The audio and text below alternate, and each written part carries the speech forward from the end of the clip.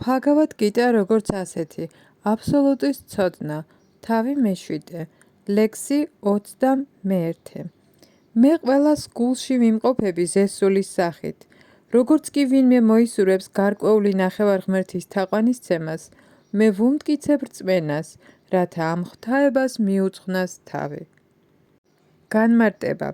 ღმერთმა დამოუკიდებლობა მისცა ყველას, ამიტომ თუ კი ვინმე სურს მატერიალური სიამოვნება და გულწრფელად უნდა მიიღოს ასეთი შესაძლებლობები მატერიალური ნახევარღმერთებისგან, უზენაეს უფალს, როგორც ყველას გულში მყოფ ზესულს, ესმის ეს და უქმნის ასეთ პირობებს მათ.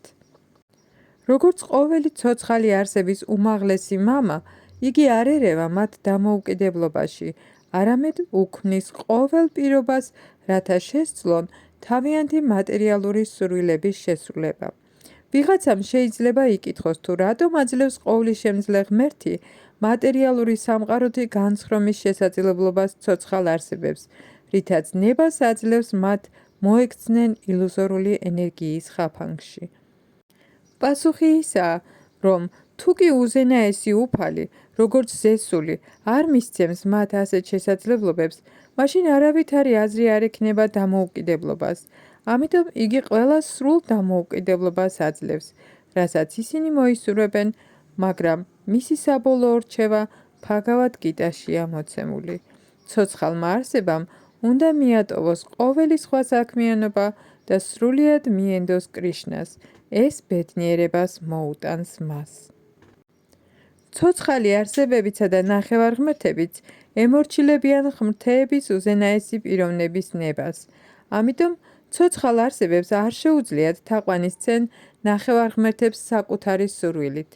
არც ნახევარღმერთებს შეუძლიათ რაიმე კურთხევის მიცემა უზენაესის ნების გარეშე, როგორც ნათქვამია, ბალახიც კი ვერ შეტოკდება ღმრთების უზენაესი პიროვნების ნების გარეშე. როგორც წესი, მატერიალურ სამყაროში გაჭირვებაში მყოფი ხალხი მიმართავს ნახევარღმერთებს, როგორც ეს ვედურ ლიტერატურაშია რეკომენდირებული. გარკვეული სურვილის მქონე პიროვნებას შეუძლია თაყვანისცეს ამა თუ იმ ნახევარღმერთს. მაგალითად, ავადმყოფს ეძლევა რჩევა თაყვანისცეს მზის ღმერთს. მან, ვისაც განათლება სურს, შეუძლია თაყვანისცეს სწავლების ქალღმერთ სარასვატის და ვისაც მშვენიერი ცოლი უნდა, შეუძლია თაყვანისცეს ქალღმერთ უმას, უფალი შივას ცოლს. ამრიგად, შასტრებში, ვედურ წმინდა წერილებში მოცემულია რჩევა-დარიგებები სხვადასხვა ნახევარღმერთების თაყვანისცემის სხვადასხვა სახეებისთვის და ვინაიდან ზოგიერთ ცოცხალ არსებას სურს გარკვეული მატერიალური პირობებით განცხრომა, უფალი შთააგონებს მას იმ ძლიერ სურვილს, რომ მიიღოს ეს კურთხევა ამ ნახევარღმერთისგან. ამდენად იგი ღებულობს კურთხევას. გარკვეული ნახევარღმერთისადმი ცოცხალი არსების ერთგულების კონკრეტული სულისკვეთებაც უზენაესი უფლის მიერ არის მოწყობილი. ნახევარღმერთებს არ შეუძლიათ შთაბერონ ცოცხალ არსებას ასეთი მიდრეკილება, მაგრამ ვინაიდან კრიშნა უზენაესი უფალი, ანუ ზესულია, რომელიც ყოველი ცოცხალი არსების გულში იმყოფება, კრიშნა სტიმულს აძლევს ადამიანს თაყვანისცეს გარკვეულ ნახევარღმერთებს. სინამდვილეში, ნახევარღმერთები უფლის სამყაროსეული სხეულის სხვადასხვა ნაწილებია, ამიტომ მათ არავითარი დამოუკიდებლობა არ გააჩნიათ. ვედურ ლიტერატურაში ნათქვამია, ღმრთების უზენაესი პიროვნება ზესულის სახით იმყოფება ნახევარღმერთის გულშიც, ამიტომ იგი მოქმედებს ისე, რომ ნახევარღმერთის საშუალებით შეუსრულოს სურვილი ცოცხალ არსებას, მაგრამ ნახევარღმერთებიცა და ცოცხალი არსებაც უზენაეს ნებაზე არიან დამოკიდებული. ისინი დამოუკიდებელნი არ არიან. ლექსი 22. ასეთი რწმენით დაჯილდოებული, იგი ცდილობს თაყვანისცეს გარკვეულ ნახევარღმერთს და აისრულოს სურვილები, მაგრამ სინამდვილეში ამ შედეგებს ვიძლევი მხოლოდ მე. განმარტება. უზენაესი უფლის ნებართვის გარეშე ნახევარღმერთებს არ შეუძლიათ თავიანთი ერთგულებისთვის კურთხევის მიცემა. ცოცხალ არსებას შეიძლება დაავიწყდეს, რომ ყველაფერი უზენაესი უფლის საკუთრებაა, მაგრამ ნახევარღმერთები არ ივიწყებენ ამას, მაშასადამე ყველაფერი ისეა მოწყობილი, რომ ნახევარღმერთების თაყვანისცემა და სასურველი შედეგების მიღწევა დამოკიდებულია არა ნახევარღმერთებზე, არამედ ღმრთების უზენაეს პიროვნებაზე.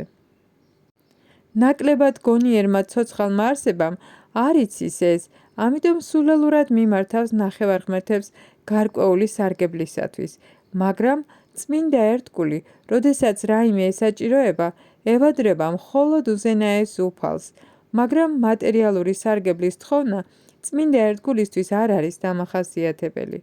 უბრალოდ ცოცხალი არსება მიმართავს ნახევარღმერთებს, ვინაიდან სიგიჟემდეა მისული თავისი სურვილების ასრულების გამო. ეს ხდება მაშინ, როდესაც ცოცხალ არსებას სურს შეუფერებელი რამ და როდესაც თავად უფალი არ ასრულებს მის სურვილს. ჩაიტანია ჩარიტამრატაში ნათქვამია, რომ ვინც თაყვანს სცემს უზენაეს უფალს და ერთდროულად მატერიალურ სიამოვნებას ინდომებს, თავის თავს ეწინააღმდეგება საკუთარ სურვილებში. უზენაესი უფლის ერთგული სამსახური და ნახევარღმერთის თაყვანისცემა ვერ იქნება ერთ დონეზე, ვინაიდან ნახევარღმერთის თაყვანისცემა მატერიალურია, უზენაესი უფლის ერთგული სამსახური კი სრულიად სულიერი. იმ ცოცხალი არსებისათვის, რომელსაც ღმრთებასთან დაბრუნება სურს, მატერიალური სურვილები დაბრკოლებას წარმოადგენს, ამიტომ უფლის წმინდა ერთგულს არ ეძლევა მატერიალური სიკეთეები, რაც სურთ ნაკლებ გონიერ ცოცხალ არსებებს, რომელთაც ურჩევნიათ თაყვანისცენ მატერიალური სამყაროს ნახევარღმერთებს, ვიდრე ერთგულად ემსახურონ უზენაეს უფალს. ლექსი 23. მცირე გონების ხალხი თაყვანს სცემს ნახევარღმერთებს და მათი ნაყოფები შეზღუდული და წარმავალია. ისინი, ვინც თაყვანს სცემენ ნახევარღმერთებს, მიდიან ნახევარღმერთთა პლანეტებზე, მაგრამ ჩემი ერთგულები საბოლოოდ აღწევენ ჩემს უმაღლეს პლანეტას. განმარტება. ფაგავად გიტას ზოგიერთი კომენტატორი ამბობს, რომ მას, ვინც თაყვანს სცემს ნახევარღმერთებს, შეუძლია უზენაესი უფლის მიღწევა, მაგრამ აქ გარკვევით არის ნათქვამი, რომ ნახევარღმერთების თაყვანისცემლები სხვადასხვა პლანეტარულ სისტემებზე მიემართებიან, სადაც სხვადასხვა ნახევარღმერთები იმყოფებიან. ისევე როგორც მზის თაყვანისცემელი აღწევს მზეს, ან მთვარის ნახევარღმერთის თაყვანისცემელი აღწევს მთვარეს. სწორედ ასევე, თუ კი ვინმე სურს თაყვანისცეს ნახევარღმერთს, მაგალითად ინდრას, შეუძლია ამ კონკრეტული ღმერთის პლანეტის მიღწევა. სწორი არ არის, რომ რომელ ნახევარღმერთსაც არ უნდა ვსცეთ თაყვანი, ღმრთების უზენაეს პიროვნებას მივაღწევთ. აქ უარყოფილია ეს, ვინაიდან გარკვევით არის ნათქვამი, რომ ნახევარღმერთების თაყვანისცემლები მიდიან მატერიალური სამყაროს სხვადასხვა პლანეტებზე, მაგრამ უზენაესი უფლის ერთგული უშუალოდ ღმრთების პიროვნების უმაღლეს პლანეტაზე მიდის. აქ შეიძლება წამოიჭრას საკითხი, რომ თუ კი ნახევარღმერთები უზენაესი უფლის სხეულის სხვადასხვა ნაწილებია, მაშინ იგივე მიზანი უნდა მიიღწეოდეს მათი თაყვანისცემითაც, მაგრამ ნახევარღმერთების თაყვანისცემლები ნაკლებად გონიერნი არიან, ვინაიდან არ იციან სხეულის რომელ ნაწილს მისცენ საკვები. ზოგიერთი მათგანი იმდენად სულელია, რომ აცხადებს, არსებობს საჭვლის მიწოდების მრავალი ნაწილი და მრავალი გზაო. ეს უაზრობაა. შეუძლია ვინმე სხეულს საკვები ყურების ან თვალების გზით მისცეს, მათ არ იციან, რომ ეს ნახევარღმერთები უზენაესი უფლის სამყაროსეული სხეულის სხვადასხვა ნაწილებია და უგუნურების გამო სჯერათ, რომ ყოველი ნახევარღმერთი განცალკევებული ღმერთია და უზენაესი უფლის მეტოქე. არა მარტო ნახევარღმერთებია უზენაესი უფლის ნაწილები, არამედ ცოცხალი არსებებიც. შრიმად ბჰაგავატამში ნათქვამია, რომ ბრაჰმანები უზენაესი უფლის თავია, ქშატრიები ხელები, ვაიშები წელია, შუდრები კი ფეხები და ყოველი მათგანი სხვადასხვა დანიშნულებას ასრულებს. მიუხედავად იმისა, თუ რა მდგომარეობაში იმყოფება ადამიანი, თუ კი იცის, რომ ნახევარღმერთებიცა და თვითონაც უზენაესი უფლის განუყოფელი ნაწილაკები არიან, სრულყოფილი ცოდნა აქვს. მაგრამ თუ კი არ ესმის ეს, აღწევს სხვადასხვა პლანეტებს, სადაც ნახევარღმერთები ცხოვრობენ. ეს იგივე დანიშნულების ადგილი არ არის, რომელსაც ერთგულები აღწევენ. ნახევარღმერთების კუთხევით მიღებული შედეგები წარმავალია, ვინაიდან მატერიალურ სამყაროში პლანეტები, ნახევარღმერთები და მათი თაყვანისმცემლები ყველანი წარმავალნი არიან. ამიტომ ამ ლექსში გარკვევითაა ნათქვამი, რომ ნახევარღმერთების თაყვანისცემით მიღებული ყოველი შედეგი წარმავალია. ამიტომ ასეთ თაყვანისცემას ნაკლებად გონიერი ცოცხალი არსება ასრულებს.